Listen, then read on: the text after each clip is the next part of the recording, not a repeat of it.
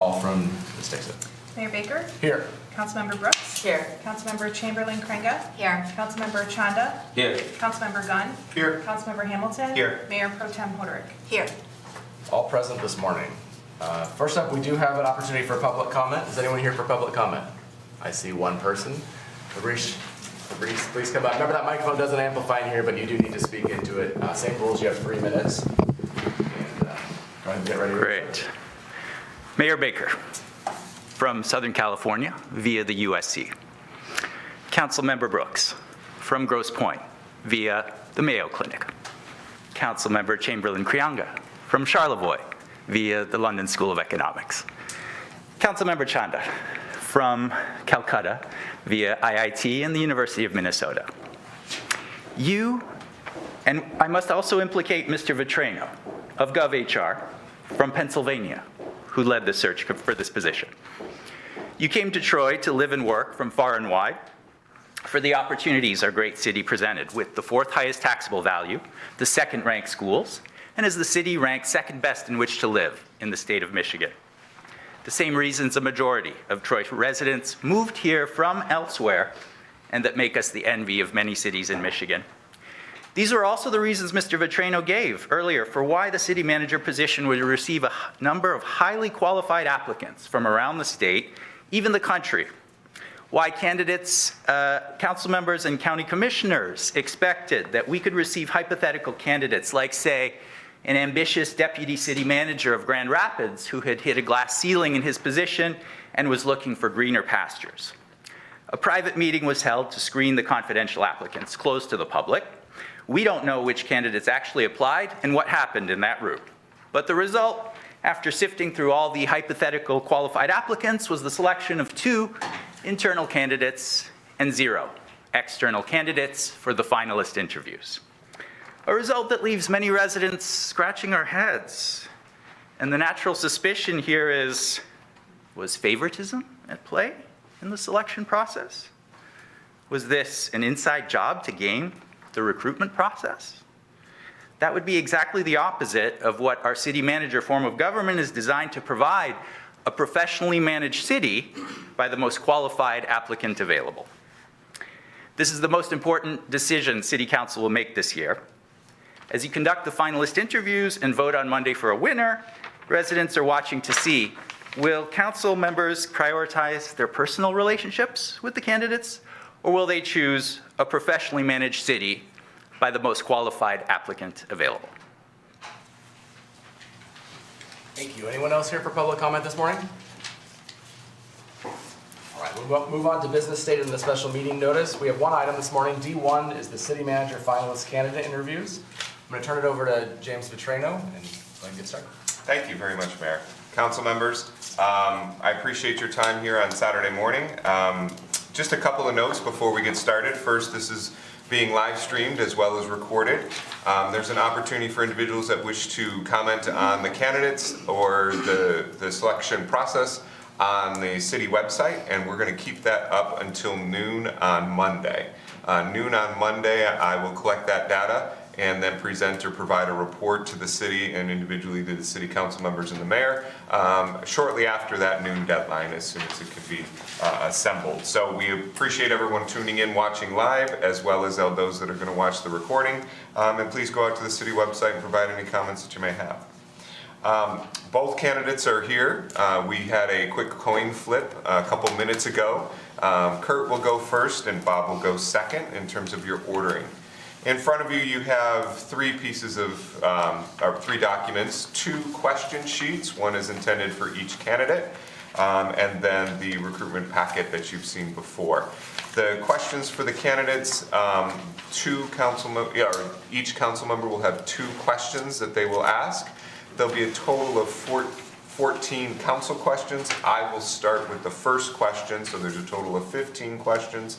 We will have a short window for the candidates to ask questions at the very end, but that'll be dependent on timing. I'm going to try and keep the time of the 2 candidates in front of you pretty close. You won't hear me speak once I ask that first question, unless somehow we get off script or somehow we get to a question that maybe there's some clarification necessary, unless we get near that time at the end.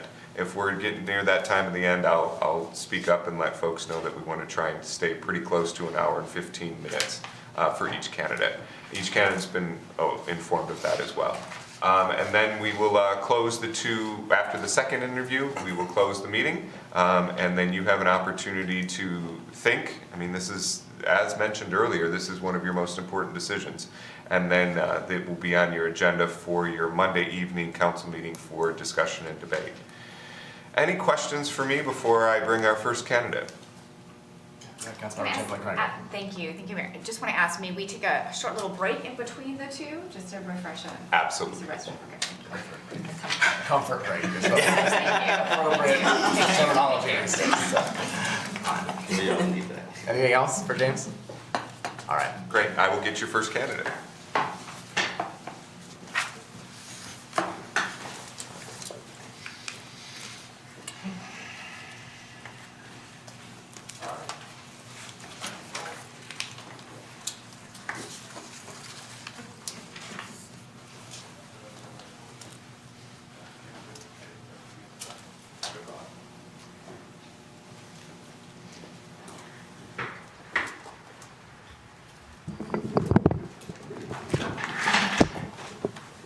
Morning. All right. Kurt, thank you very much for being with us this morning. We appreciate the time, the effort, and the preparation you put into this opportunity. I'm going to ask the first question, and we've asked you to prepare a short 3 to 5 minute statement regarding your interest in the position and why you will excel as Troy's next city manager. So Kurt, the floor is yours to open us up. Okay, thank you. First, I want to thank the mayor and council for this opportunity. It's been truly a humbling experience with the community and employees to reach out with their support and their encouragement through this process. You know, I have called Troy home for a long time. I grew up here, I went to school here, and over my 24 years with the city of Troy, I've always tried to align my experience and my education with roles within the city that best meet the city's needs. And I've been fortunate enough to be your current Public Works Director. So with growing up in Troy and having strong roots in Troy, I think that gives a different kind of passion for that commitment to the community. It goes well beyond a professional obligation. It truly is personal for me. See, I'm not held accountable to everyone that picks up the phone and calls my desk. I'm held accountable to my family at Easter dinner. I'm held accountable to the high school teacher that I may see at Kroger while grocery shopping, all of which stop me and want to talk about the city. That commitment is a way of life for me, and I think it gives me strong purpose and strong will to make sure we're advancing the community. And I'm excited for the opportunity to be your next city manager to further that purpose and further that commitment to the city. You know, Public Works is a field that we work with every single department within the city. We work with all of the community. We offer services that the community uses every single day. And I think that's unique, and it's natural succession for a Public Works Director to go into city management, and we've actually had quite a few here in the city from Public Works to go into city management. But with all those services we provide, we have to clearly understand the expectations of the community. And I think my roots with the community provide that opportunity to have the conversations with the community to fully understand those expectations. And I understand that not all the time can we align those expectations with the services we deliver, but the ability to have those relationships with the community provides me the opportunity to have those conversations and work out the solutions. You know, the next city manager has it easy when it comes to internal staff. We have a professional, dedicated staff here. And I look forward to the opportunity to be the city manager that continues that momentum and challenges staff with creative solutions and come up with continuous improvement ideas. My leadership technique is pretty simple: present, available, and approachable. Management by walking around. Those casual conversations you hear in the hallway, the spontaneous discussions you have at the lunch table are so important. And that's the type of leadership that I would bring. It really fosters a culture of respect and collaboration. If an employee sees they can talk to the chief executive officer of an organization, they might feel more comfortable talking with another department that they normally don't deal with and create that sense of collaboration. I honestly believe an organization's culture is its key to success. I also understand that success starts here with the legislative body. Mayor, council members, lowest paid positions, longest hours, and you are tasked with advancing the community twice a month through resolution. That takes a strong partnership to be successful with the city manager, and I want to provide that partnership. I want to provide that partnership, and with that partnership, understanding that communication is key.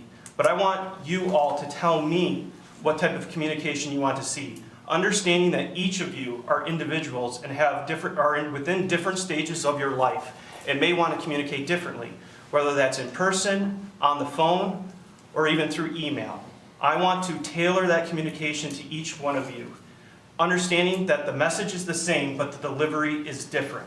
That will allow the city manager to provide a full package to city council for consideration. We get twice a month together to advance the community. That has to be done efficiently in order to move the community forward. I understand I'm probably short on time, so I'll end with this. I will be the city manager you're proud to take a selfie with at an event because we're progressing the city forward together. I will be the city manager that answers the residents' phone call, but also meet with them on their back porch like I've done so many times in the past. I will be the city manager to empower staff to make sure the community knows that we're working hard for them. I will be the city manager to work with the diverse community partners like Troy School District and so many, so we're collectively advancing the community together. I will be the city manager to partner with city council and make sure and understand the importance of a representative form of government and the limited time we have together to advance the community. Unconsciously, I believe I prepared for this position my entire life. Growing up here, coming from a family that has served this community, and I'm excited for this opportunity. And I understand this elevator ride is short, and the pitch was short, but I am looking forward to answering your questions and hopefully expand on some of these ideas. Thank you. Thank you, Kurt. I get the first question. I'm looking at the camera. The rules, we read each question exactly as it's written for both of the candidates identically, and everybody knows that. I just want to make sure those watching understand that's how it works. So, first question. I frequently speak on the value of relationships and how relationships matter, especially as a public servant. Our city council members are nonpartisan by charter, and our city manager is to be apartisan or apolitical. That said, a successful city manager and public servant will need to build and maintain relationships with people of varying beliefs, political views, and life experiences. Please explain your approach to relationship building and relationship maintenance using your past municipal experiences to illustrate where you have succeeded and where you may have failed and what you've learned as a result.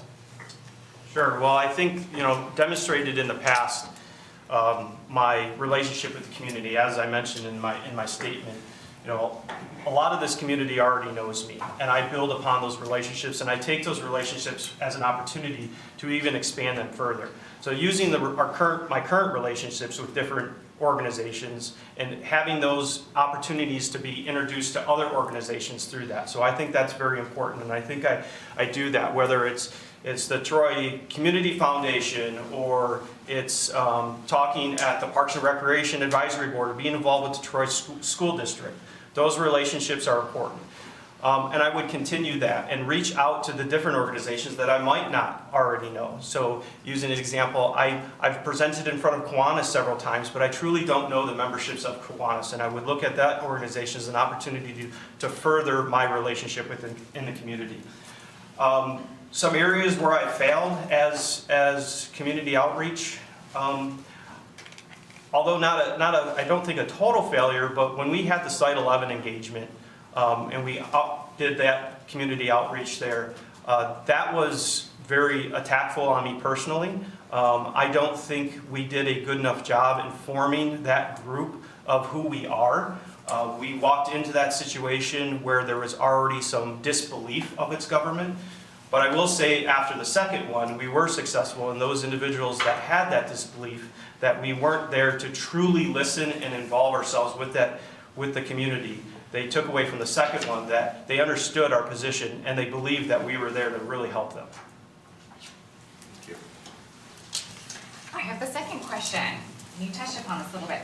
How will you describe your management and leadership style? Please identify strengths and weaknesses related to both your management and leadership approach, and identify how you would hold direct reports accountable for projects and/or issues that you've delegated to them? You're right, I did mention, my leadership is through staff, is management by walking around. Being present is important, being available, having a true open door policy, and being approachable. Understanding that I am a person too, as the head of an organization or department, doesn't mean you should be uncomfortable talking to me. So really developing those relationships with employees is important. You know, my management as far as the community goes, I would classify myself as a visionary. I look at the future and I look at ways on how to achieve those. A great example is the pavilion and ice skating amenity that we're building right now. That was a visionary component that we had, and we figured out a way to advance that forward. Direct reports, it's important that we have clear expectations. I think that's number one, is holding direct reports accountable for tasks. Is they have to have a clear understanding of the expectations with deadlines and with what, as a city manager, I expect of each and every one of them. And also making sure that they have the tools to achieve that. They have to have all the resources available to meet those expectations. Please describe to us your experience hiring candidates in the various roles that you've supervised. And please share how you will recruit, screen, and bring talented individuals into Troy. And finally, how will you create an environment where they want to stay with the city? So my position in Public Works, I don't think there's anything prouder than when you have a father working for your department and encourages their son or their family member to apply. You know, outside of any type of nepotism, because those individuals aren't doing the hiring process. But we have a family over at Public Works, and when we look at recruiting individuals, we often find the individuals already know employees that are working for the city of Troy. I think that is very, very complementary to the culture that we've developed and how we're actually recruiting and enticing people to apply for positions. I also know there's positions that are hard to fill, and we want to make sure that we're having a diverse employees. So again, having those conversations with the different groups and making sure that they know that these opportunities are available. It's great that we post on LinkedIn and we post on our job opening board, but I'm reaching out to those different communities to making sure they understand that the opportunity is available to them and what a great place this is to work. Retention it comes down to culture. I've never been asked in an interview back until recently, what do you do for your employees? I was being interviewed. I was being interviewed that they wanted to actually come work for the city of Troy. And I was really happy to be able to share the different things that we do to make sure that the employees feel appreciated. Our kudos program is an example of that, where if someone spends the time with a resident and reports back their name and how their positive experience, we reward, we celebrate those employees. We develop a culture where everyone feels they have purpose. What do you think the city could do in short and long term to make Troy more attractive to the younger generation? That's attractive to a younger generation, especially with the housing market today. You know, understanding that this is typically your second house. So when we say younger, you know, retaining the current population, I think, has to be done to make sure that we're offering the services that they want, that they need. And we have an aging demographic, I understand it, and we're trying to attract younger individuals, but having a place that they can enjoy is important. Having a walkable community is important. So what we're doing out on Big Beaver in the Diverging Diamond and the future plans with the DDA to provide that more walkable, providing a sense of place here at the Civic Center, you know, providing that opportunity where people can actually come and be part of the community. I think all of that, building a true community, is important to attracting younger individuals here.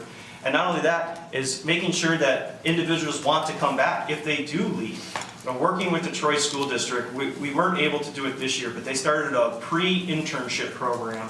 And getting those individuals to come into their city and seeing what the city is all about and seeing how hard we work for them, I think is all helpful to make sure that those individuals come back to the city of Troy. Thank you. Troy has a growing list of capital needs such as the library and city hall. What's your vision for these capital projects and how will you help the community move forward with your vision? So when I became Public Works Director, at the time we called it the Building Operations Department, and now we refer to as the facilities. I recognized that we did not have a good plan for these buildings. We were just repairing. We were very reactive. So I decided to work with the purchasing department and develop the facility condition assessment. So we hired a company to look at all of our facilities. And with that plan, we've been successful in planning out how we're going to improve these facilities incrementally. Because it's not just as important if we had the money to repair all this, then that means it's all going to break at the same time too. So it's important that we actually do this incrementally so we're not have huge fluctuations in our expenditures, 15 or 20 years from now. When it comes to our buildings, I think the bones of our buildings are good. When we look at the library, the bones are good, but a library is very different than what it was back in the 70s. I mean, I remember going to the card catalog at the Troy Public Library. It's not there anymore. So it becomes functionally obsolete.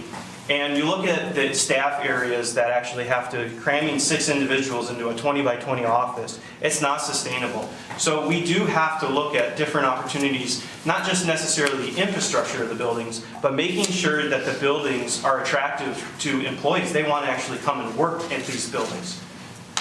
I know it's going to take some money to do that. And we've talked about different ideas on how to source that revenue. I think that, over the next couple of years, we have sufficient funds to make those incremental improvements. When we talk about, overhauling a whole building, that's where I think it gets a conversation with City Council, and that's where it's going to take some additional revenue.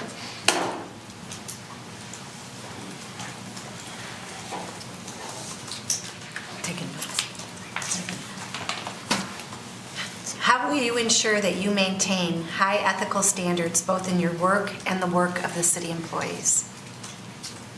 Yeah, I would subscribe to the 12 tenets, ICMA 12 tenets, and if I were offered this opportunity, I would definitely become a credentialed manager through ICMA. Unfortunately, that's not afforded to me in my current role. I believe that 99.9% of the world is good. No one wakes up in the morning and says, I'm going to be unethical today. Today's the day that I'm going to break and I'm going to be unethical.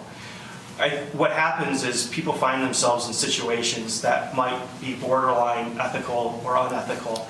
And with training, continuous training, mandatory twice-a-year training, teaching our employees how to recognize when you're in a situation that might be a slippery slope to a situation where you're in an unethical situation. But more importantly, I want to create an environment where if an employee does find themselves unconsequentially or unconsciously in a situation that might be leading down a path that that isn't aligned with the city's ethics or their ethics, how to come out of that. How to train people, if you find yourself in a situation, how do you come out of that? And how do you report that? How do we work together to make sure it never happens again?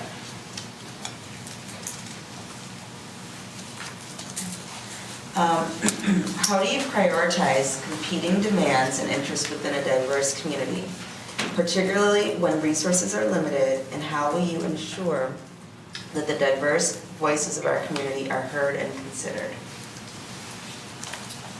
So addressing the competing expectations on the city, it can be challenging at times to make sure that you're being fair with all your programming and all your projects to meeting those expectations within the diverse community. I think one way is to make sure that we're celebrating what we are doing in diversity and making sure that we have contacts within the different cultures and religious groups within the community. So empowering staff to reach out and be a part of those different demographics and that diversity, I think, is really important.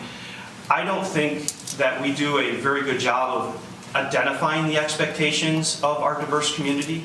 As an example, our cricket field that we're working on right now, that is something that has been wanted for a long time.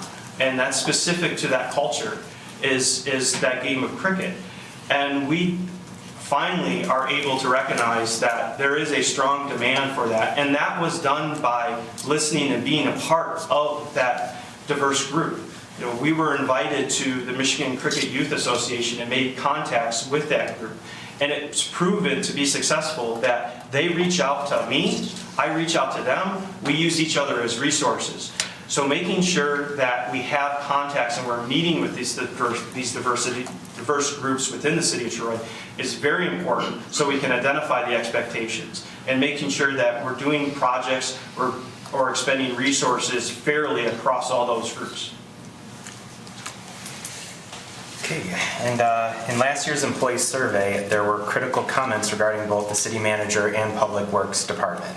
What have you done in your department in the last year to address this feedback, and what will you do in the future as city manager to improve employee satisfaction across all departments? So specifically to the Public Works Department, I know there was some negative comments that there was an idea of a good old boys club, if you will. So without knowing the exact individual making those comments and addressing, you know, I wish I could, because I like to address concerns head on. We've made sure that we're completely transparent in our hiring process, and we've actually gone back and explained why we've made some of the decisions we've made over the last several years onto promotions. We do a good job in Public Works of making sure that we're not promoting people without competitive analysis. We make our supervisors go through a cognitive test to make sure that their personality is in line with the city's goals to ensure that they're making ethical decisions and being in charge of other employees. So we go through that process. I don't think we did a good enough job explaining that process, and we have done that in the past, in the recent past. As far as the city management, you know, and I printed this because I think it's so important. You know, the comment, and this was provided to City Council at the advance, employees would like city management to be more approachable. That's my leadership style. That is, to be present, to be approachable, is my leadership style, is having those casual conversations to make sure the employees know that they're valued from the top down. So I think my leadership style could correct the negativity that we saw in the survey from employees when it comes to city management. Good. In our city council form of government, chosen city manager, you will report to 7 bosses, each with the inability to do anything with at least 3 others. Please share how you intend to navigate the city manager role reporting to the 7 of us, including how you handle a divided council. Well, you know, as I said in my opening statement, I think it's important to recognize that you all are individuals and you all have your preferences and your styles and in different stages of life and how you participate in the community as well. I think having that communication, that dialogue, those conversations, and tailoring that to each individual council member is really important. As city manager, like I said, I have to bring a full package. And I understand that not all the time are we going to get 7-0 votes. And that's okay, because that's the process. It doesn't have to be 7-0 votes. You all represent different people in the organization and have different thoughts. So I wouldn't try to achieve to get a 7-0 vote every time. What I would try to achieve is making sure that I bring a package that at least meets the majority of council's desires to have a resolution on. And if it doesn't, if I bring a package that doesn't, that's okay. We'll try again. I'm not going to stop there. I don't stop. And I think that's evident in my past, in my career here, is when we fail at something, when we don't meet something right in the community, we don't stop. We figure out a way, okay, what did we do wrong? And the same would go for me as city manager with city council. If we didn't get something to pass, okay, look at reasons why, and then bring a more familiar package or a better package to city council for consideration. Please describe the extent of your experience with business and economic development and redevelopment. What would you consider to be your most significant accomplishments in this field? So I've recently had a couple businesses reach out to partner with the city of Troy. And those pre-existing relationships, I think, have really helped those organizations reach out to me to see how we can partner together. When we look at development in the city, I understand that there's personal property rights, and we should protect those. But I also understand that the community, not all can get behind projects that might disrupt their own home. There's a unique balance there, and I think it really starts with education, is making sure that we're transparent to the community, making sure that they understand what we can and cannot do as a government. But building business relationships is partnerships. It's really becoming partnerships. I'll use an example of the dog park. That was completed because of a partnership. That was a PUD. They needed something from the city. They needed to balance their land. We had a desire to build a dog park. So we partnered together, and then we also partnered with an individual to name that park. So I think building those relationships and working with the development community to make sure that everyone's getting something out of it, if you will, is very, very important. And I think I've demonstrated that in the past with the examples I just provided. Because we are interviewing 2 internal candidates and intend to appoint one of you to the role of city manager, there will be city employees, community members, and community stakeholders who have a preference for one of you over the other, and may or may not be vocal about it. Recognizing this dynamic could create division, please address with specificity how you intend to handle this situation and what steps you would proactively take as the new city manager to heal any divisions in City Hall or in the community at large resulting from this process. Please use examples of your previous work that demonstrate your ability to use this or to do this. So this current situation is unique. I can't think of another time in at least Troy's history where you've had 2 internal candidates only advance to the interview process, the final interview process. Immediately when I found that out, I met with Deputy City Manager Bob Bruner, and we had a very, very good conversation on how we understand that at the end of the day, we still have to work together, and all the employees have to work together. And I needed a way to show employees, because I wanted to take away that division and take away that uncomfortableness for the last 10 days.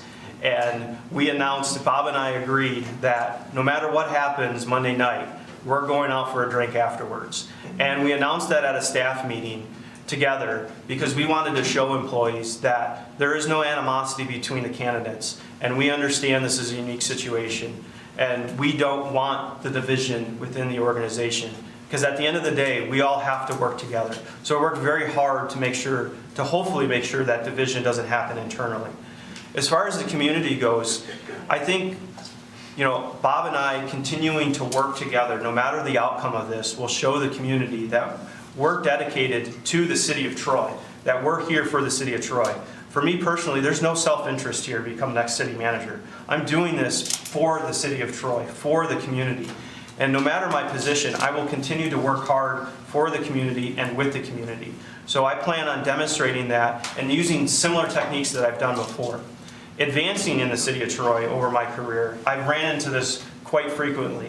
And once you're in the role, it's reinforcing that the reasons you're here, your management style, it's not self-centered. It's for the community. And once employees recognize that this is not something, advancement that you're self-centered or you're doing for yourself, and recognize that you're doing it to better the community, I've had success with over the last years as I advanced through the city. How have you utilized national, state, and/or local networks and professional organizations that you're a member of to help you prepare for the role of city manager? Please provide specific examples of the professional development you have participated in to prepare you to lead a municipality of Troy's size and stature. So the city management group, specifically ICMA, it's a pretty exclusive group, and you have to be in the city manager's office to participate in that. So I haven't been able to advance in that organization, but I do advance in the organizations that are available to me, like the American Public Works Association. I am a member of that. And that is a good group of individuals to bounce ideas off of. That's groups nationally. We have a Michigan chapter, and we even have a local chapter. So using all of those resources and programs available. And it's also to learn how to celebrate your success in those organizations, because I think that's important too, is celebrating your success and going and using those different organizations and figuring ways too. So we've been honored with APA-WA awards for the last several years of the different projects, the Troy Rose Rock Project, the museum improvements we did. So all of those are opportunities to celebrate. I would look forward to the opportunity to join the credential managers of ICMA and use that professional organization to make sure that we are in tune with the rest of the communities nationally and making sure that we're doing everything consistently that the nation is looking to do. I think that you did touch upon this, but what strategies would you employ to foster collaboration and communication among various city departments and stakeholders?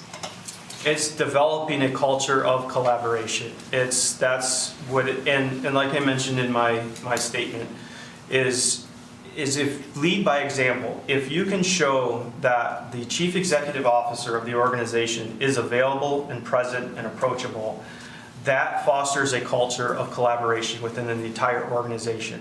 Making sure that everyone knows what projects are going on, making sure that those that want a seat at the table can have a seat at the table, even if it's not specific to their discipline. Because you don't have to have great ideas in public works to be part of public works. You don't have to have input and great ideas in the planning department if you're not in the planning department. It can be really a collaborative environment, and that's the kind of culture that I would foster to make sure that we have that environment here.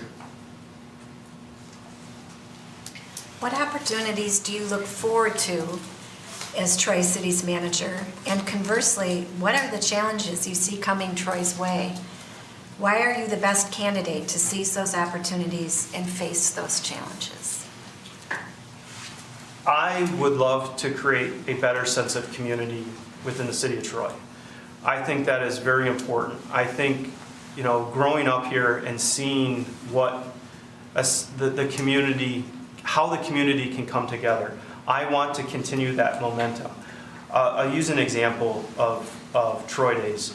Troy Days is a unique opportunity to bring the entire community together. I'm very fortunate to be appointed on that executive committee to make sure that we're making decisions that bring the community together as part of that festival. And I'm excited to continue that, whether it's still in the Public Works Director role or as a city manager. I would be really excited to continue that momentum. The challenges that the city is facing is fortunately not unique to Troy. I think one of the biggest challenges coming up is our EMS services. We have a private organization offering services that government should offer. And looking at that relationship and identifying what actually expectations or what services we should provide is going to be an upcoming challenge and is going to be a top priority. Also, the relationship between the volunteer firefighters. My experience with the volunteer firefighters is growing up in that family, and I say family in every true sense. That is a family, and it's their third place for a lot of them. And that family needs to be recognized as a family, and I think the challenge coming is making sure that the relationship between the city of Troy and its volunteers are strong. And I believe that as a city manager, I could bring that history of knowing what it's like to be part of that family and how to address them and making sure that any communications that we provide to them are treated like a true family. Well, thank you, Kurt. You've gone through the questions that were prepared for and by city council members.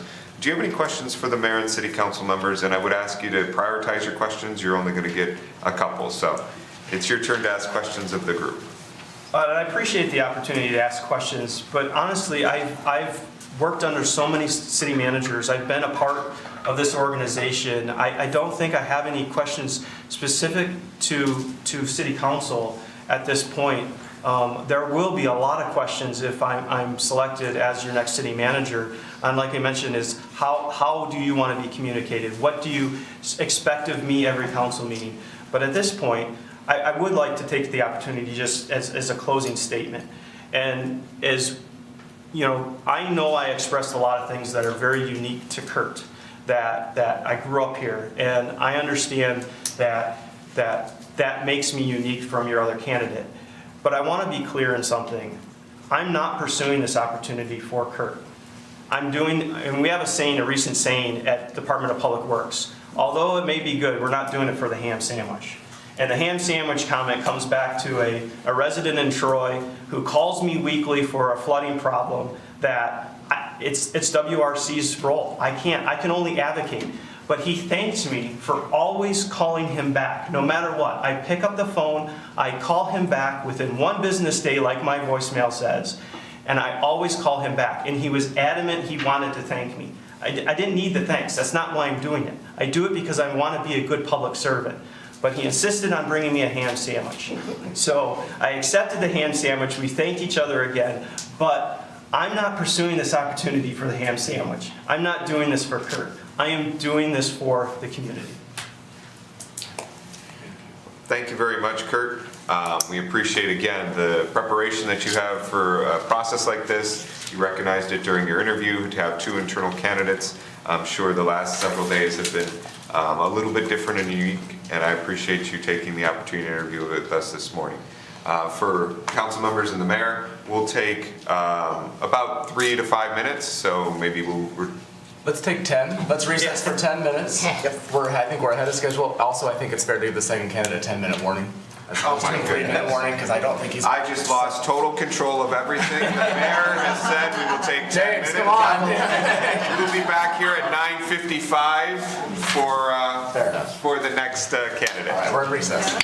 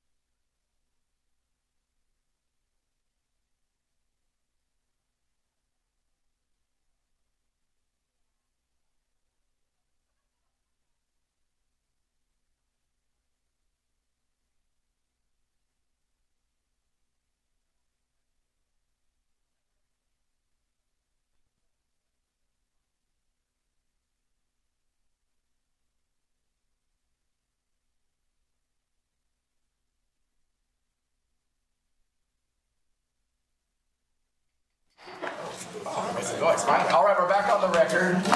Oh, James is over there. James, you want to call in our next Your candidate? Next candidate. Thank you. Behind door number 2.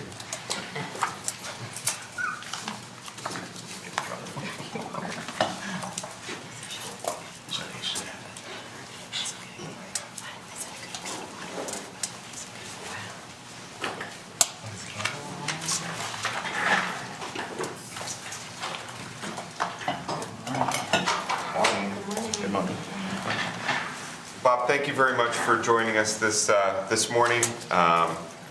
Appreciate the opportunity to interview with your city council and mayor and all the preparation that you did in advance of this.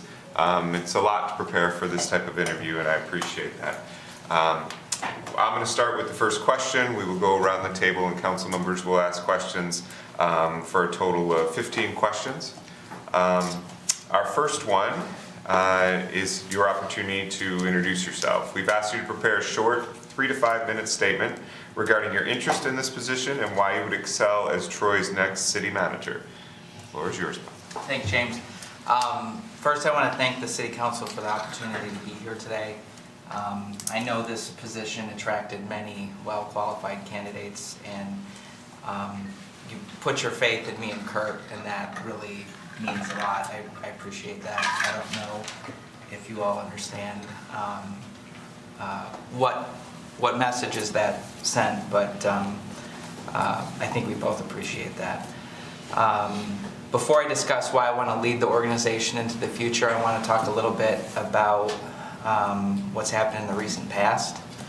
It's been 6 years since the former city manager was terminated. It's been 5 years since he was sentenced to federal prison. It's been 4 years since the first pandemic stay home, stay safe order. It's been 3 years since we went from completely online meetings to hybrid meetings. It's been 2 years since we really linked the strategic planning and the budgeting process. And it's been 1 year since since City Council replaced the Volunteer Firefighter Incentive Plan. The organization is much different today than it was when I joined the team in June 2019. After I accepted the position, some people, including Mark's wife, Laura Miller, assumed I'd be gunning for the city manager position, but nothing could have been further from the truth. I did not apply for the position in 2018, wasn't interested in coming to Troy at that time, wasn't looking for a new job in 2019 when the assistant city manager position was posted, but it provided an interesting opportunity to come into an organization that I knew a little bit about and help right the ship and work with a long-term employee who was trusted, but who was also a first-time city manager. And I made it clear from the beginning that I would be a collaborative leader rather than a competitor. But I knew from the beginning that Mark planned to retire after 5 years and that eventually this day would come. So I set out to help heal those past wounds and try to help make Troy the kind of place I would want to work in the future. And I'm happy to say we've accomplished that. That's why I'm here interviewing for the position today. And I'm proud of the progress that we've made in that time, and I look forward to working with you to continue that progress without losing momentum. Now, as for my interest and why I think I would succeed, it's really the same 3 reasons. I wouldn't be here today if I didn't think I was the best candidate. City management is a relationship business, and the city manager needs to have relationships with 3 important groups to be successful. And because they're all equally important, I'm going to talk about them in alphabetical order. The first is City Council. Individually, you are thoughtful and well-intended. I think you're here for the right reasons. And as a group, collectively, you can disagree without being disagreeable. I'm confident that I can work with this City Council, and I look forward to it. I wouldn't be here today if I didn't think we couldn't work well together. In preparation for this interview, I watched videos of other city manager interviews, and there was one organization that I couldn't even get to the first interview because the elected officials were bickering about the questions. And the experience of watching those governing bodies and those other places reminded me how good we have it here. The second group is the community members. I really think Troy is a destination community, and very few people end up here by accident or happenstance. It's a diverse community, so people come here for a variety of different reasons. Schools are a big attraction, location, housing type. But regardless of why people come here, I think they all share a pride in the community and have high expectations. I'm confident I can successfully work with the community and the city council to help meet those expectations. And then last but certainly not least are my coworkers.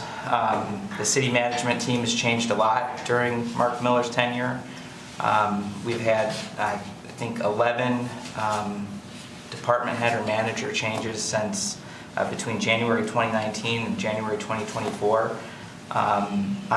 I'm proud or happy to say that 6 of those were internal promotions. We have talented staff and a deep bench here, and 5 were new hires from outside the organization, and we've been able to attract really talented people. But even with those changes, I think the team has never been stronger, and I'm confident that my coworkers will rally around me to continue our progress.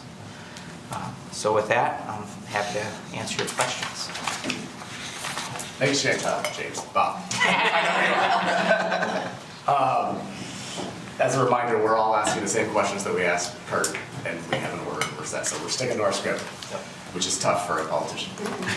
So first question, you spoke on this, you touched on it a little already, but I frequently speak on the value of relationships and how relationships matter, especially as a public servant. Our city council members are nonpartisan by charter, and our city manager is to be apartisan or apolitical. That said, a successful city manager and public servant will need to build and maintain relationships with people of varied beliefs, political views, and life experiences. Please explain your approach to relationship building and relationship maintenance, using your past municipal experiences to illustrate where you've succeeded and where you may have failed, and what you have learned as a result. Sure. There's a lot there. One of the reasons I was attracted to city government in the first place, it happened by accident, which is a whole other story, but I enjoy public service, but I don't enjoy politics. And so city management gives me an opportunity to work with, like you said, all sorts of different people with different beliefs and political persuasions, and not have to, get into the political aspects. So relationship building with the city council is very important. Starts with basically figuring out what each individual council member needs. I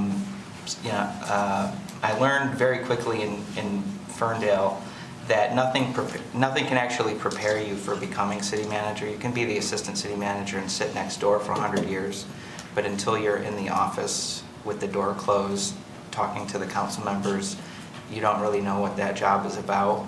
And so I kind of had to learn that, because elected officials weren't calling me. I had to figure out how to engage with the elected officials. And long story short, some people need an email, some people need a phone call, some people like to meet face to face. And the elected officials are going to set for me anyway, I'd like direction on, okay, where is it important for the city manager to show up in the community? Because the way to build relationships and trust is it's showing up and meeting people where they are. The idea of a open door policy is fine, but and I don't know, 6 years, very few people have walked through that door. You got to go out and meet them where they are. So that's how I approach communities, relationships in the community. community this size can't be everywhere, can't meet every person. I think I calculated it once that if like every registered voter in Troy lined up for their 3 minutes at the public comment, we'd be here for several years to hear them all.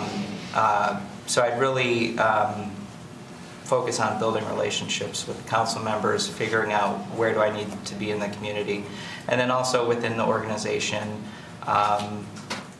getting out of the office and meeting people where they are. Was there any, that was a long question. Did I touch on all the? Yeah. Okay. I think so. Okay. Thanks. So my question, how would you describe your management and leadership style? Please identify strengths and weaknesses related to both your management and your leadership approach, and identify how you hold direct reports accountable for projects and/or issues that you've delegated to them.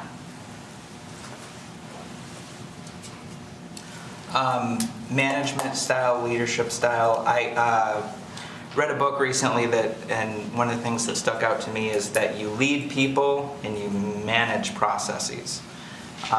So I've really started to think about the people part as leadership, and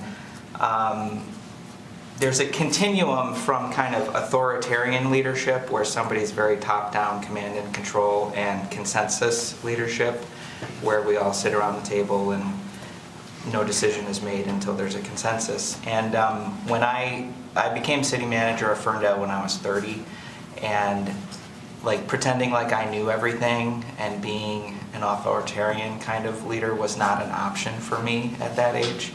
One of the department heads had been with the city since before I was born. So I was very much a consensus leader at that point, trying to use the input of staff. And eventually, that was during the Great Recession, and we struggled with a lot of problems. And I don't remember what the specific issue was, but I remember being at a meeting in City Hall in Ferndale talking about an issue, and the city clerk said something like, "Geez, Bob, just make a decision." And I realized that, oh yeah, I'm the boss, and the buck stops with me.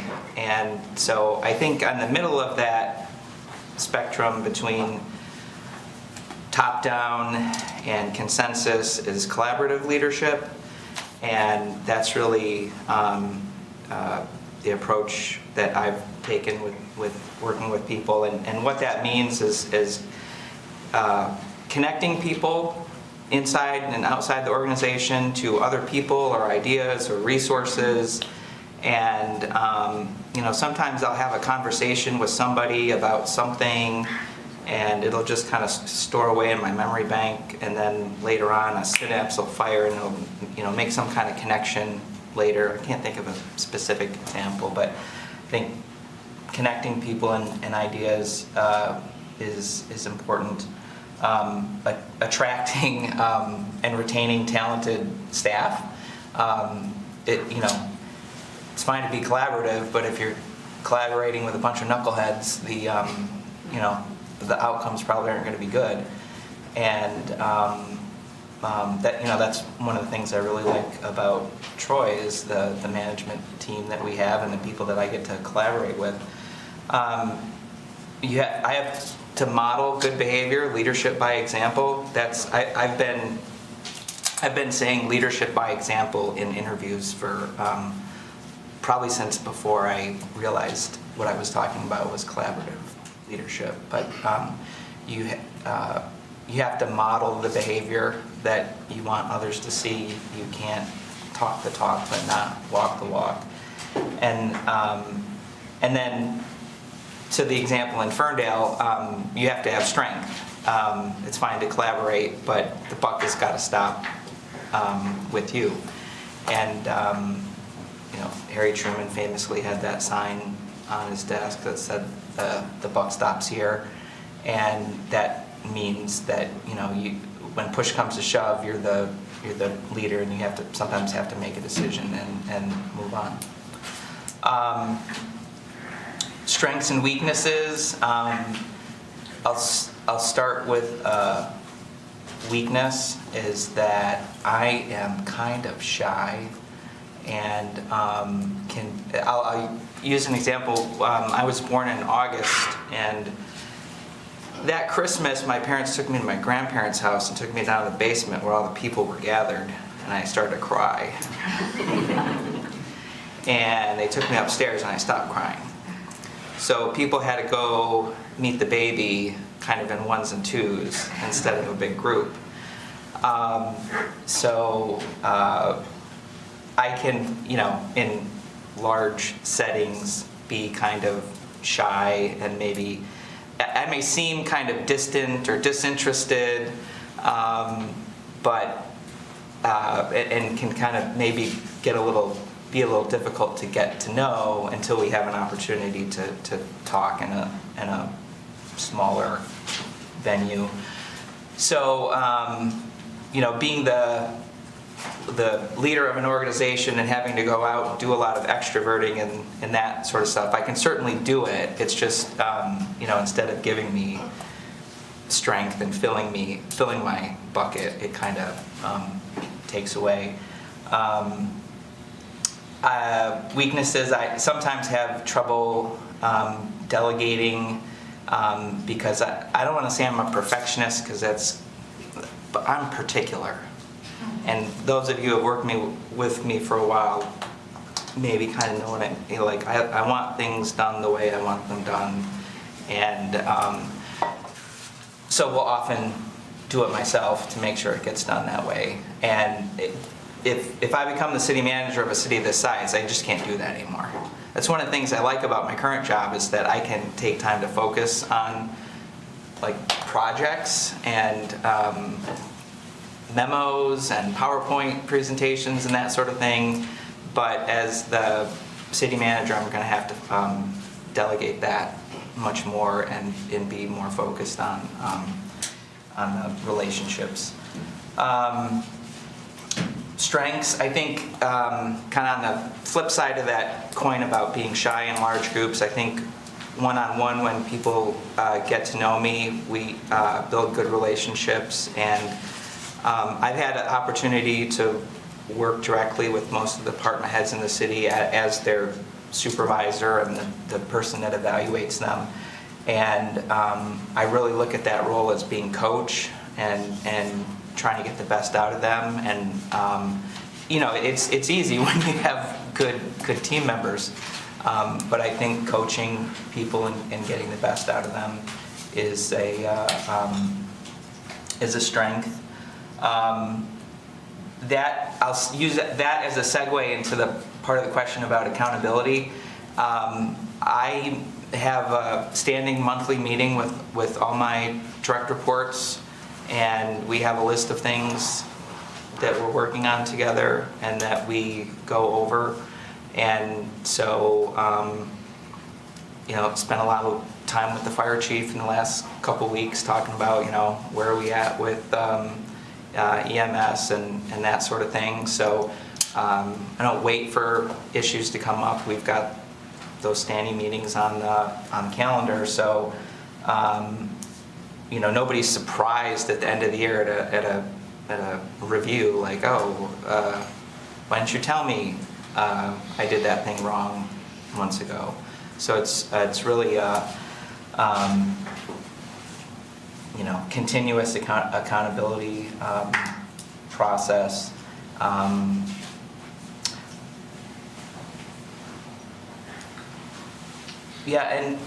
one more strength, I'll say I'm equally comfortable taking the lead or letting others take the lead. And that's, I think, part of what has allowed me to shift from, I've been city manager before. I stepped away. I actually haven't been a city manager in nearly 10 years. It was 10 years ago this month that I went to work in Mount Clemens on a interim basis. And but I'm always happy to step into a void if nobody else steps forward. And it's been that way since I was a Boy Scout. I was senior patrol leader, not because I necessarily wanted to, but because the guy who was senior patrol leader did something really bad and got kicked out of the troop, and there was a vacancy, and that sounds familiar too, actually.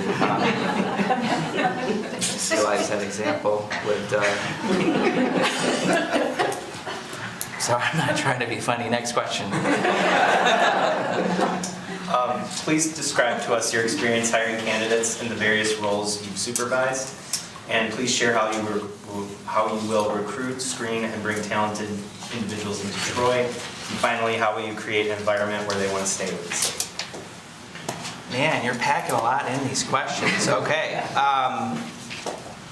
I have hired every department head there is in city government, and have done it in, from the time I was assistant city manager in Ypsilanti, to today. We have a communications director position posted for the 4th time, and so I'll focus on that, because that is I think at one point there was a rumor going around that I didn't actually want to fill the position because it was taking so long.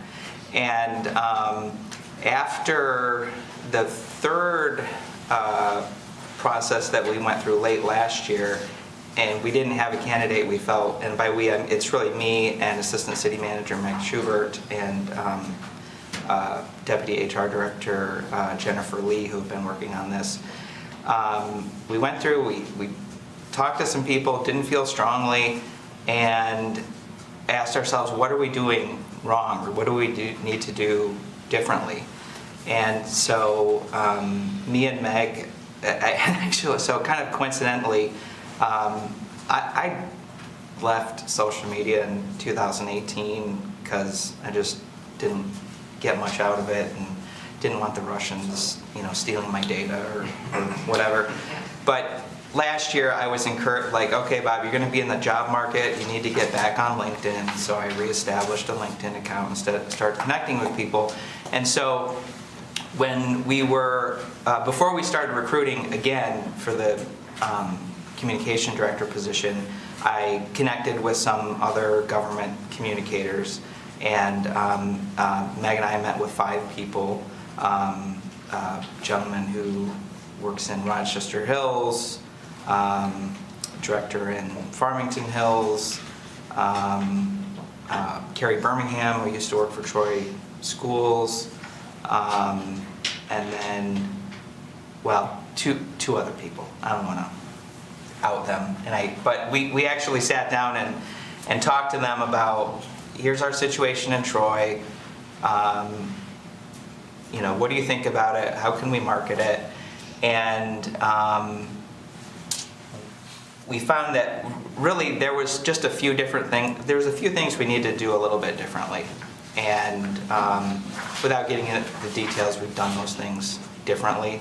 As of yesterday at 9 a.m., we have like 65 candidates, and a lot of them are quality candidates. We've been really proactive in reaching out to people. I've talked to interested people on the phone, which often surprises people that, like, you're willing to talk to them. I'm like, yeah, I want a good coworker to come be on my team. I'll invest a little time in talking to you.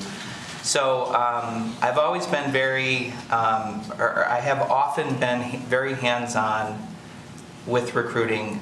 Another thing we're doing differently now is inviting a outside subject matter expert to be on our interview panel, which is something, it's not new to me. Carol Anderson came from Troy to interview recreation directors when I hired one in Ferndale. So it's not necessarily brand new stuff, it's just remembering some basics. But there's also things about that position specifically that, those positions didn't exist 20 or even 15 years ago. So we had to go out and find them in a way that you don't have to go out and, search for other more traditional positions. So go out, find the good people, go where they are, don't just post and pray. As far as retaining them, make the city a great place to work, that people want to work. And I really think that comes down to your coworkers and people. Like, money's important, compensation's important, recognition is important, but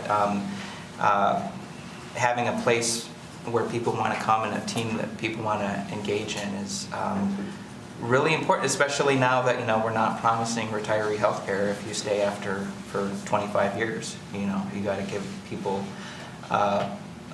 new reasons to keep coming to work besides the golden handcuffs. Did I touch on everything there in your loaded question? Not loaded, but stacked. Make it worse. Thanks. Short question. So, what do you think the city could do short and long term to make Troy more attractive to the younger generation? Long-term, short-term, younger generation.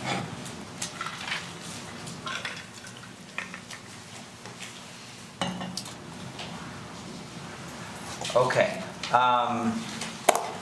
Let's talk, I'll first talk about what I think you mean, or what it means to be younger. Generally speaking, it means your income is probably less than a person doing the same job who is older than you. So right now, Troy has very high median income, very high home prices, and unless you're a young person who was, born on third, has some family money, or is doing financially really well really early in your career, it's going to be tough to find a place to live in Troy, I'm afraid.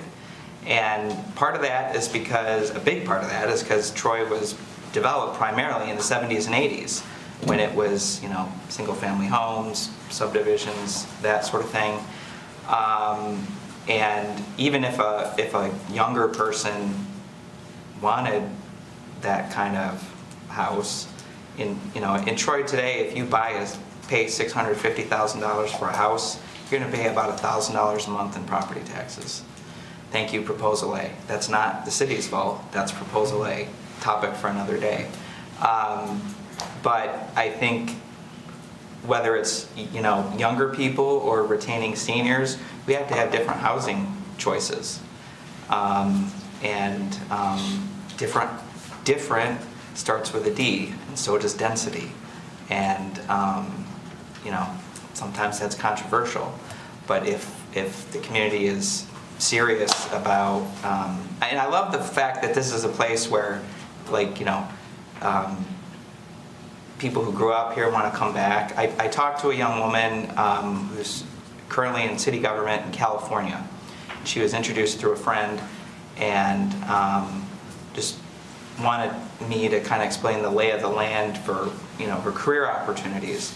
And she's not from Michigan, but her partner is. And they're moving back to Troy to take care of his grandmother.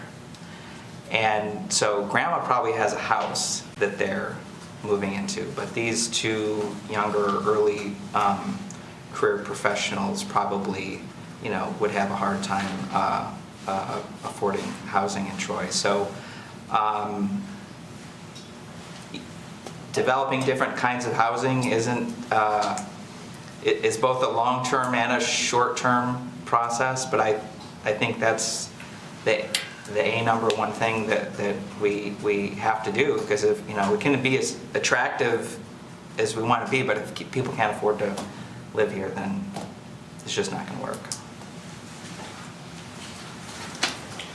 Troy has a list of capital needs such as the library and city hall. What is your vision for these capital projects, and how will you help the community move forward with your vision? Oh, I love being asked about my vision, because I'll turn that back to you. We need, as a leadership group, to talk about those things further. And we tried to talk about it at the advance in November. That didn't go where I thought it was going to go, and that was kind of strange and disorienting at the time, but I'm actually glad that we didn't proceed in the way I thought we were proceeding. And so I think this is going to be really important issue for the next city manager to work with the council and talk about the, first of all, identify them, because I think the way we do our budgeting and capital planning is that it's not completely transparent to the city council what the unfunded needs are, and we need to dig into that a little more deeply. So we're already working on the budget presentation that's going to be delivered on April 15th, and we're going to make some changes this year to start focusing more on capital. But that's really going to be kind of an ongoing conversation. And what fundamentally what it comes down to is communicating with the community about what you get and what you pay for. And you know, perhaps we can get into that more later. But like I said, right now, somebody moves into the community and pays $1,000 a month in property taxes. They don't know how much of that's going to the schools or the city or anybody else. They expect nice things. So it's really communication, community engagement to get the community to decide what it wants. Because, you know, collectively the manager and the city council could decide, you know, here's our solution. But if the community doesn't embrace it, then it's not going to go anywhere. My turn next. How will you ensure that you maintain high ethical standards both in your work and the work of the city employees?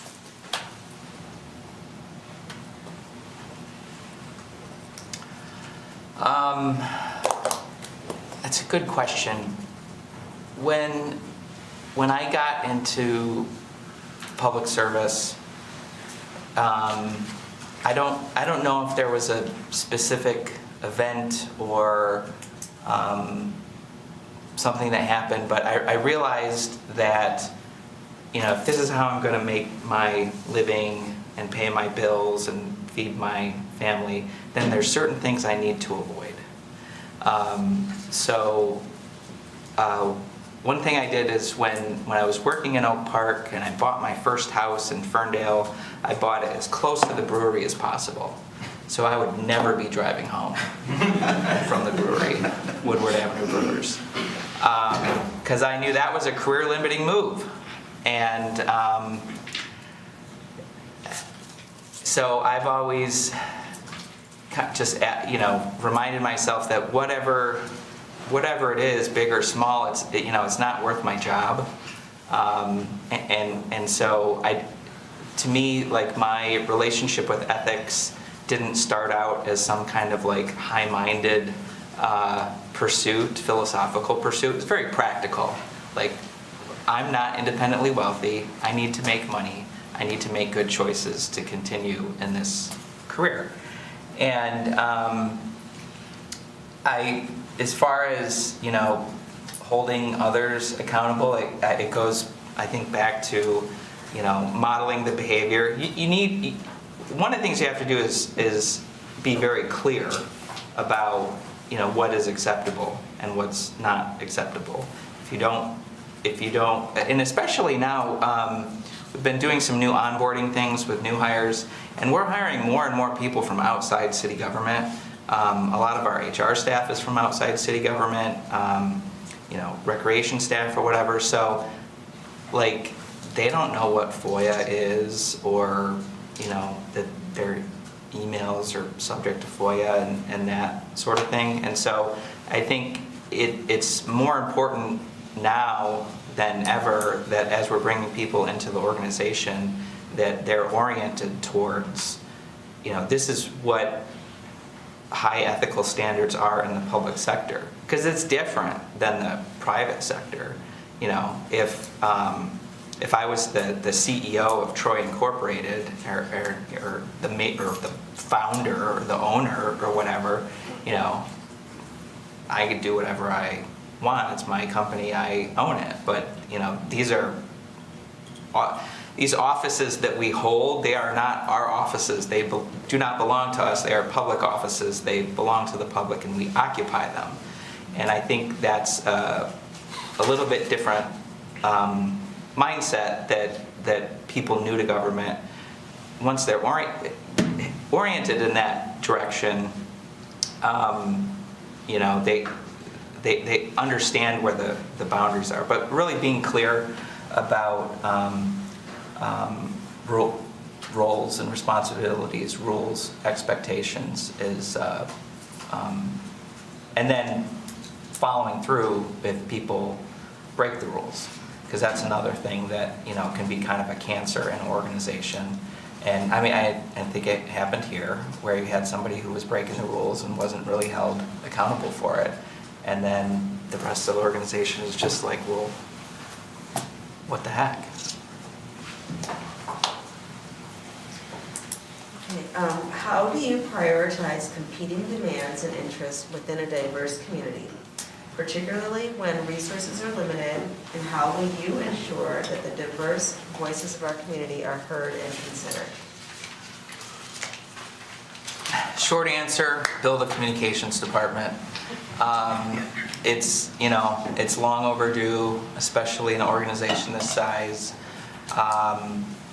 My observation is that Troy and a lot of other large cities had departments that were called community affairs or community relations or whatever. And in Troy, that department got gutted during the Great Recession. And then as social media came along, and actually I made some notes about when certain, YouTube was founded in 2005. Facebook became accessible to the public in 2006. Instagram launched in 2010. Nextdoor launched in 2011. So what happened is, like, all this new virtual real estate started to exist, where our resident, they live there too. They live in Troy geographically, but they also live online. And we have this online virtual real estate where we have to engage people that produces absolutely no new revenue, right? There's no new property tax for us to hire people to communicate online. And I think what happened in Troy is that, you know, some marketing coordinator positions were created. It was decentralized, and, you know, recreation's doing their thing, library's doing their thing, police is doing it, City Hall. And in other places, that kind of core department was built back up again. And Novi is an example, I think, of a community that really has a good communications operation. And again, I don't remember exactly what the department is called, but that's where those functions live.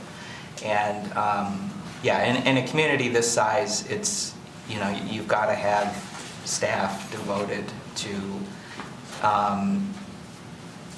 reaching out to people where they are. That's important, but also to and that doesn't mean physically, but that also means online.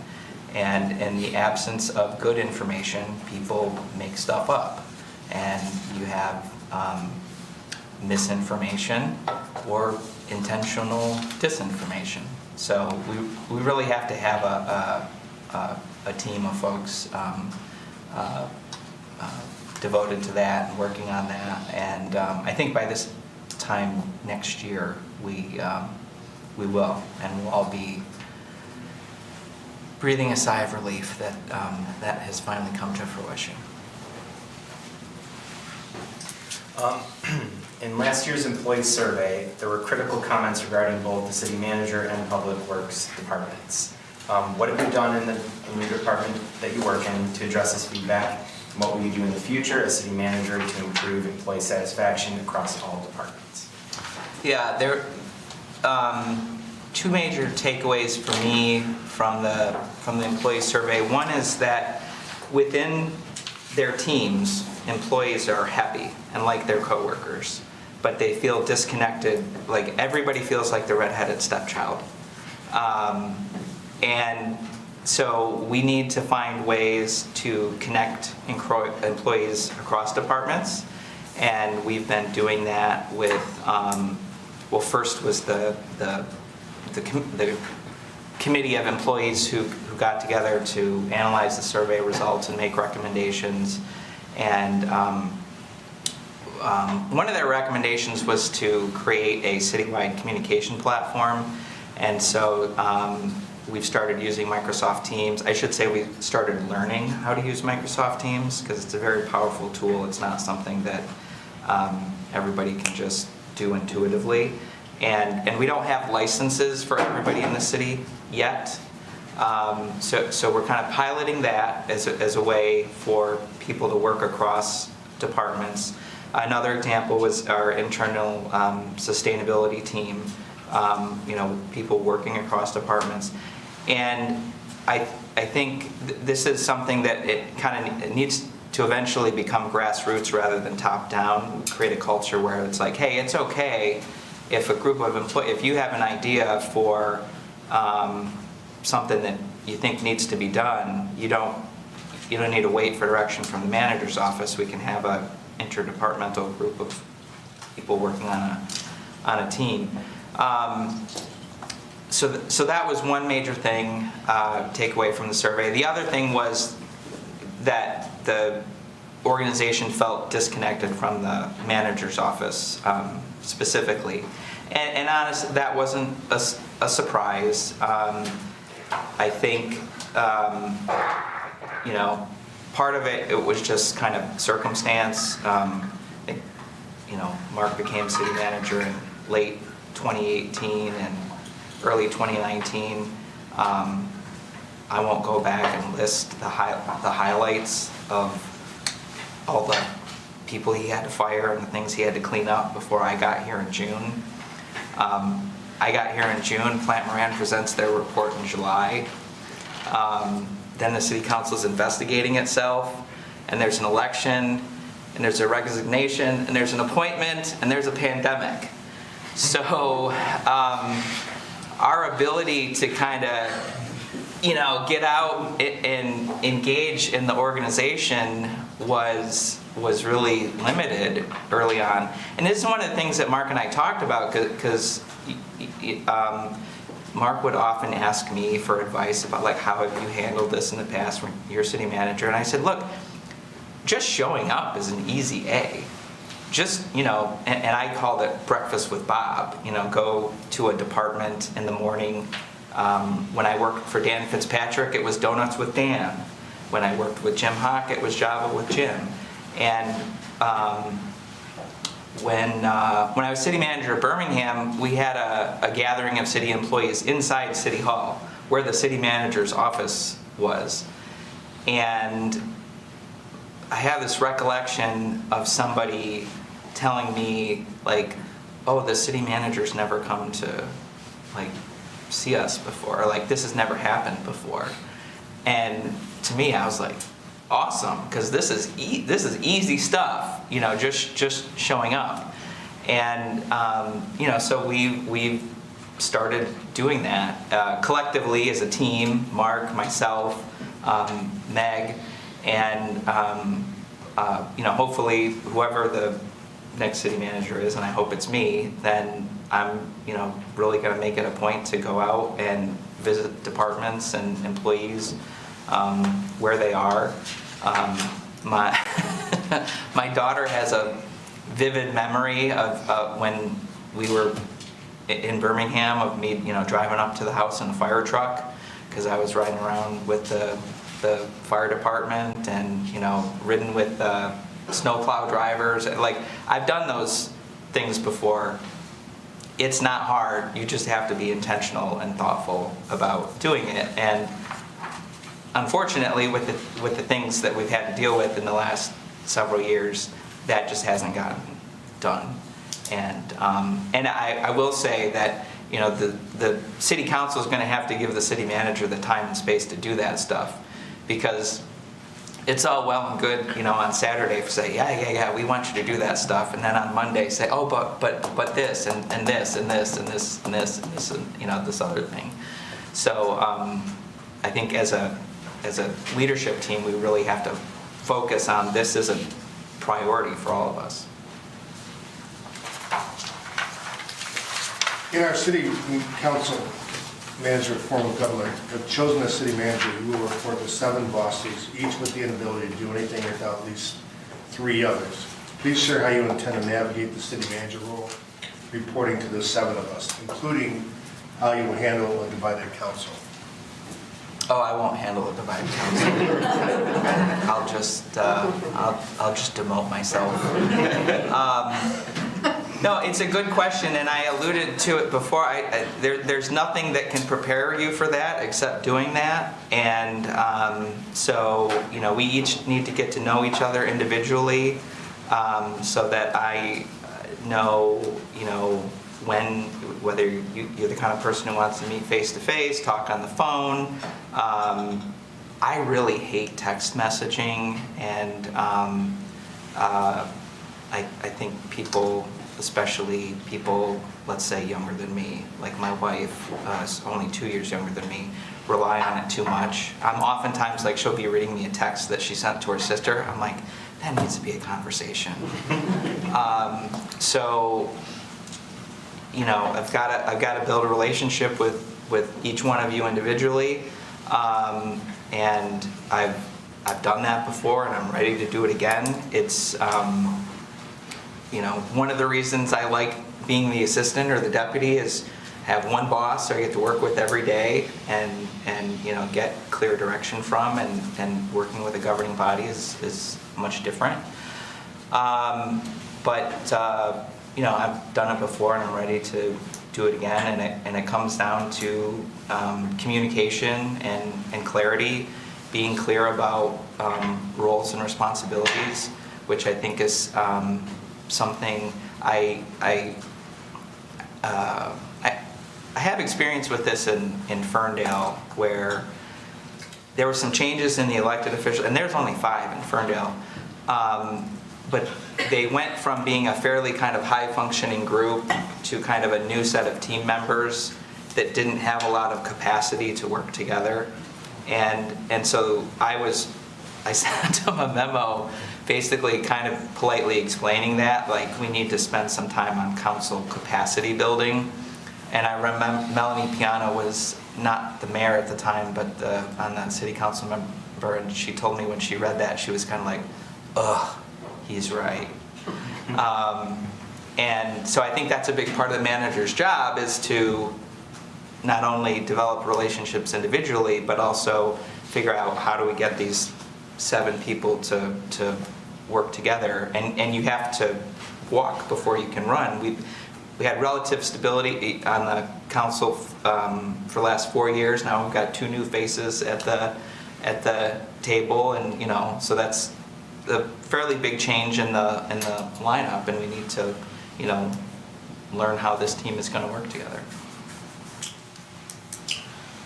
Please describe the extent of your experience with business and economic development and redevelopment. What would you consider to be your most significant accomplishment in this area? It's funny because I think earlier in my career, I was really interested in economic development and wanted to focus on that. But at some point, I realized that being an economic developer means doing someone else's job for them. And what I mean by that is like, oh, come develop in our community and I'll do all the work for you so that you don't have to. I'm oversimplifying it, but that's a lot of what it is.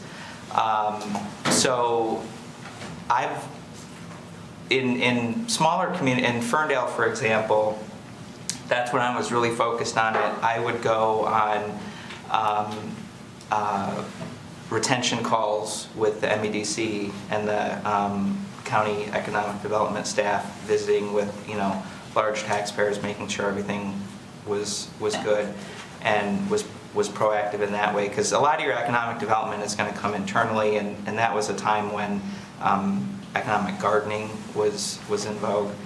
And then in Birmingham, it's a much different environment, and you'd have to have clear processes, clear, consistent, and people follow them, and things get done. And part of that is because doing business in Birmingham is so expensive that only people who really know what they're doing can afford to develop there and do economic development there. And I think Troy is also kind of in that place too, where we may have some smaller companies or whatever that need a little guidance, but for the most part, it's relationships with people knowing that they can contact the city manager, and not that I'm the one who's like, rarely are we, I'll use the royal we in the city manager's office, the answer person, but we know where to get the answers. And so especially in a city the size of Troy, that's how I would see the city manager's role as really being a relationship aspect of it. As far as things that I've done in my career, in Ferndale, we went through the Redevelopment Ready Communities program, and we're certified through that, and that's been a while now, and but that was something that we I like to do anything we can do to kind of get the good housekeeping seal of approval for a city department or a city process. Our police departments becoming accredited, that sort of thing, I'm a fan of. As far as like specific economic development projects, it's funny because I'm just going to pretend like you all know Eric Tungate, the city manager of Oak Park. I've known Eric Tungate since before he worked in city government. He was a DDA volunteer in Royal Oak, and he was working for a bank. And I was working for Oak Park and was a DDA volunteer in Ferndale at the time. And we were introduced and got together. And fast forward, Eric's career has been so varied that he was working at the MEDC at the time. A company was getting a tax credit to build an office in downtown Ferndale, a company called Search Optics. So that was, as far as the biggest economic development win, that was a big project that got I think the tax credit at the time was called Mega. But only time I ever went to the state for a board meeting for a tax credit. So yeah, so that'd be my biggest win, economic development win. Rock asks short questions, I ask long. It's mostly preamble. True to form. Because we are interviewing 2 internal candidates and intend to appoint one of you to the role of city manager, there will be city employees, community members, and community stakeholders who have a preference for one of you over the other, and may or may not be vocal about it. Recognizing this dynamic could create division, please address with specificity how you intend to handle that situation and what steps you would proactively take as the new city manager to heal any divisions in City Hall or in the community at large resulting from this process. Please use examples of your previous work that demonstrate your ability to do this. You're right, there's a lot to that. I think most of what, so the way I've approached this is to be very hands-off. And like I said, I knew when I came 5 years ago that Mark was going to retire one day, and that I might be a candidate for city manager. Never, dreamed we'd be in a situation with 2 internal candidates. Well, so anyway, once Mark announced his retirement, and we kind of got closer and closer to this point in the process, I just try to make it clear to people in the beginning that I'm okay. And like a couple examples, Oh gosh, I'm terrible with names, but Jim, in charge of the senior golf guy, sent to city council a nice email about me, which he probably didn't know I got a copy of too. But he had emailed me months before and was like, hey, is there anything I can do? I really think you should be the next city manager. And I said, well, at some point in the process, city council is going to ask for community engagement. So I appreciate your support and your enthusiasm. There's going to be a time and a place for that. And so, he didn't send an email then unsolicited. He did send one more recently. So, like I said, I've tried to make it clear in the run-up through this process that, Bob's going to be okay. I think, there's community members and coworkers who are more anxious about the outcome than I am. And, Kurt and I have talked recently. It's kind of funny because just the way the organization is structured and the things that Kurt works on and the things that I work on, we don't have a lot of as much direct interaction as I do with some of the other department heads. And so Kurt, actually, he made an appointment to come see me, I think on the Monday after you had narrowed down the candidates to the two of us, just, for us to talk and say, we're cool, everything's cool. Had a similar conversation at the staff meeting the next day. So I guess in answer to the question, tried to kind of preempt whatever divisions there might be, because this is it's an odd situation to be in. It's certainly something that I've never had to navigate before. So all I can say is that, after the dust settles and the chips fall where they may, I'll go back to the business of building relationships, and if there's relationships that need to be mended or that sort of thing, then I just have to deal with it as it comes. But it's a good question, but I don't know. It's one that I don't know how to answer other than to say, I'm going to continue to be my personable self, and if I am the next city manager, then I will.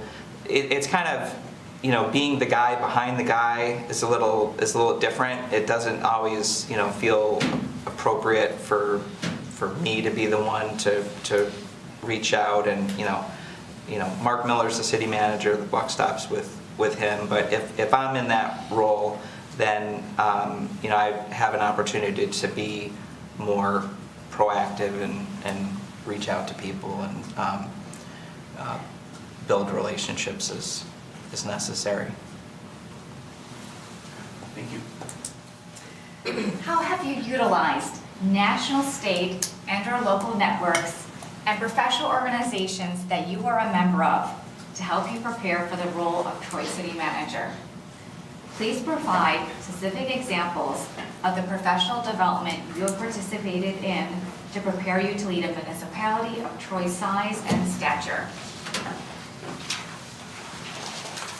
Okay, so real specific shout out to Laura Fitzpatrick, who's probably watching this recorded.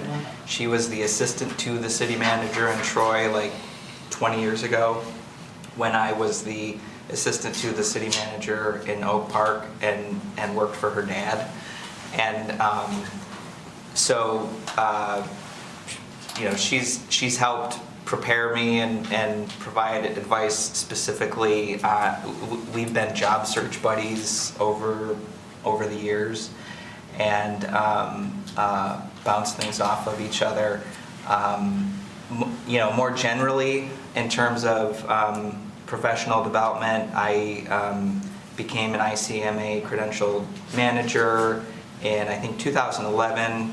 which was my first year of eligibility, because they have, requirements for, you have to have a certain number of years of service before you can get that credential, and then participate in professional development every year to maintain that credential.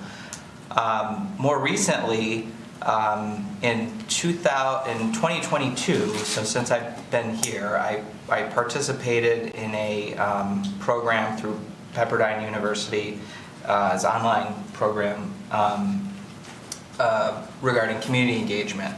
And that was at a point where, I knew, early on after the city council election in 2019 and into 2020, it became very clear that community engagement was a high priority for city council. And I've said it before that, that's community engagement, not my area of expertise. So I participated in this certificate program, and it was a synchronous online thing. So we spent a couple hours together online over the course of several weeks. There's a lot of, I've done like so much training and stuff. Sometimes I forget about it. I was recently reminded, I think Dylan Clark in our office is currently doing the Citizen Planner program through MSU. And I remembered, oh yeah, I did that in like 2014 or 2015. And so I look, and now there's much more available online. Thank you, pandemic, for that. So you don't even necessarily have to invest a lot of time in going to a place. But I participate in ICMA, go to the ICMA annual conference. I think that's an important organization to see what's going on nationally. MME, Michigan Municipal Executives, is basically the state level organization for city managers, and been participating in that. And there was at one point, maybe 10 years ago, I felt like I knew everyone in Michigan from participating in that organization. But then by being involved in other things and the pandemic and stuff, I realized like, oh, there's some new people out there that I need to meet and reach out to. So there's other there's still professional development things I want to do in the future. I have recently come to, I think that like some kind of education in psychology would be really helpful, because like these jobs, we're dealing with people. We're dealing with humans and their emotions, and I try to be very tuned into that. But I was like, oh gosh, maybe there's a degree or a certificate or something that's like, I don't know, applied psychology or something like that would be helpful for this kind of work.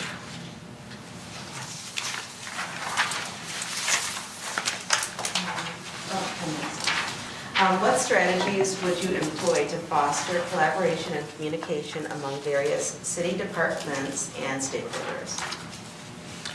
I think I already said it, but I'll say it again. We need to create an organizational culture where you have permission to do that from the ground up, that collaboration is the norm, that people in different departments are connecting with each other if they have different ideas for processes that could be handled differently, and we've done some of that, and we've seen some of that already since I've been here. The corrective action plan that came out of the Plant Moran report was kind of a first step, where we were bringing together staff from various departments. One of the things that we did, for those that weren't here, maybe don't remember, is we created an electronic agenda approval process. And the city used to hand memos around, paper memos around, and you initial it. Now it all goes through OnBase, and that required the clerk's office, IT, every department in city government, because they all submit agenda items.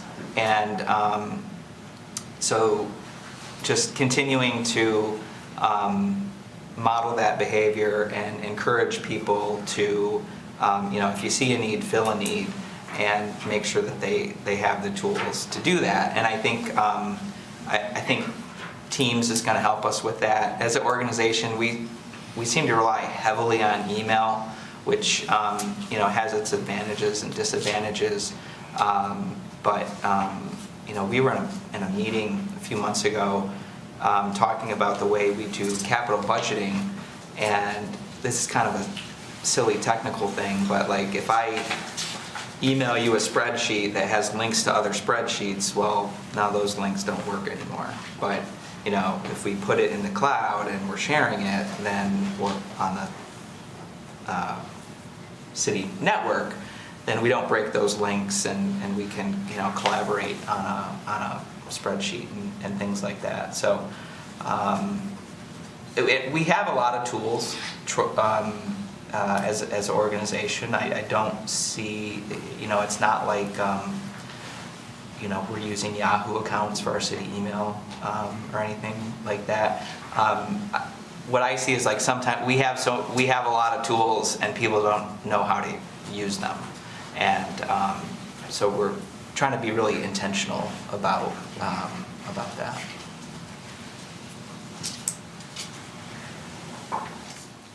Sorry, I keep getting caught completing a note to myself, and it's my turn. What opportunities do you look forward to as Troy's city manager? And conversely, what are the challenges you see coming Troy's way? Why are you the best candidate to seize those opportunities and face those challenges? Opportunities,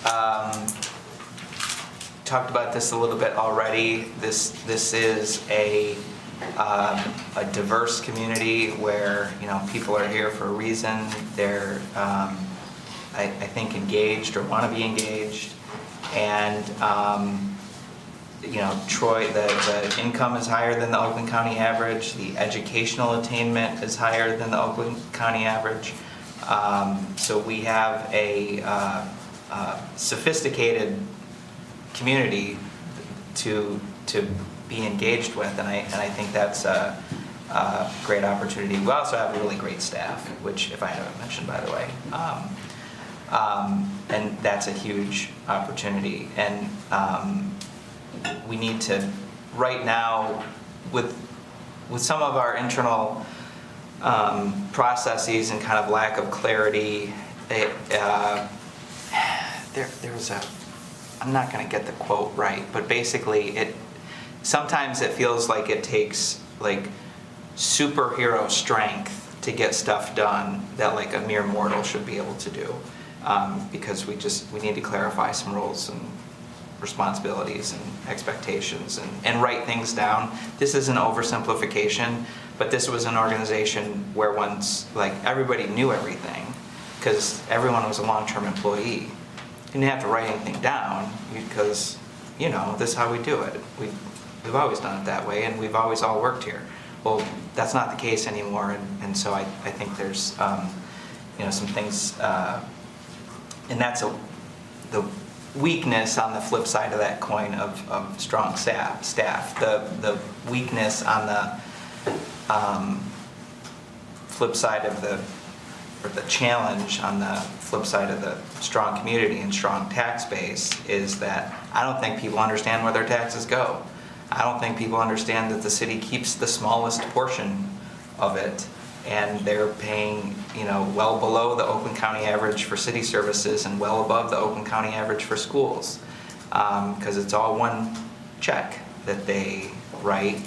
And like I said before, you move into this city and you're paying hundreds of dollars a month in taxes or whatever, you expect nice things, and and you're not wrong. You have a right to expect nice things, but then you take that person over and you show them the man behind the curtain, and it's like, oh, what? We have a volunteer fire department in this city?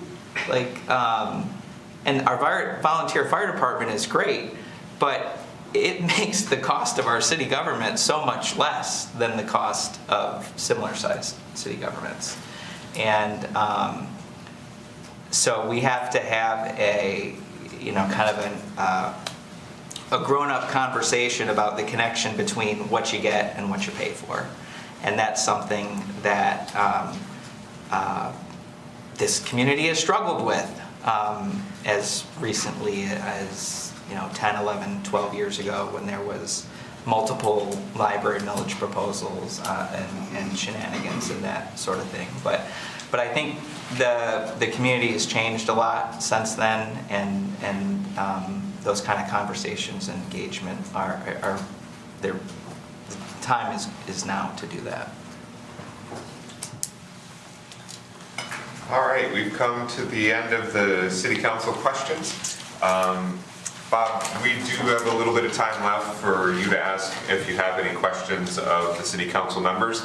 I'd ask that you prioritize your questions, because we're not going to have time for more than one or two, but the floor is yours to ask any questions of them that you wish. Oh, this is an interview faux pas. You're always supposed to take advantage of the opportunity to ask questions, but in this case, I really don't have any, so. Well, I'll give you about 30 seconds if you want to leave with any statement, and then we'll be ending this interview. Sure. Hopefully it came across. I'm excited about the future. I'm excited about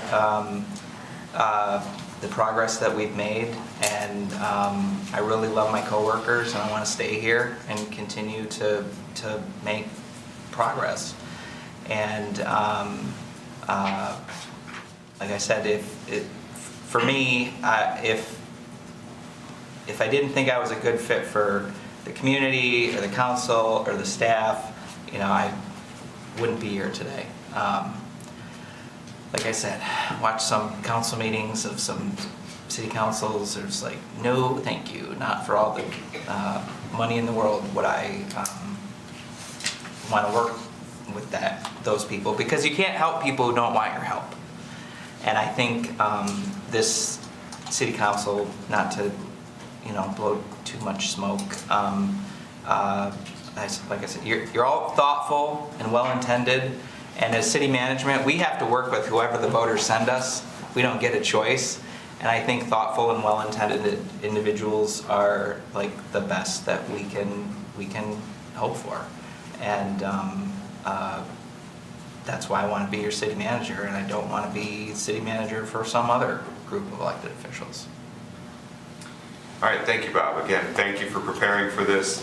Again, I'm sure the last week or so has been an interesting time as we've had 2 internal candidates, but thank you for the time, thank you for participating, and we appreciate your answers today. Thank you. All right, council, I'm going to escort the candidate out. We don't have any other business, as I mentioned at the top. You will have discussion at your meeting on Monday, so I'll turn it back to you, Mayor. Feedback. Thanks, James. That does conclude the business stated in the special meeting notice. We don't have any other business, but I do just want to give a thank you to both candidates, obviously Bob and Kurt, for their time this morning, for all the work they put into putting this together. I want to thank James, who just left, and our city attorney for helping with that, as well as the public, the city employees who are here today, who are watching. I know we've got 3 from our HR department that I think says a lot about the importance of what's happening here. We've got representatives from recreation, facilities, public works, the attorney's office, the city manager's office. Shows that you care for what's going to happen with our decision making, and I appreciate that very much, as well as the members of the public who have joined us today, a small but mighty group. And with that, I will remind everybody that there is a portal for comments. These are, if you're watching live right now, go ahead and do that, but it'll also be on our YouTube, and you can watch the interviews. And we expect to make a decision on the hiring of the next city manager at Monday night's meeting. It's on the agenda. And we are adjourned.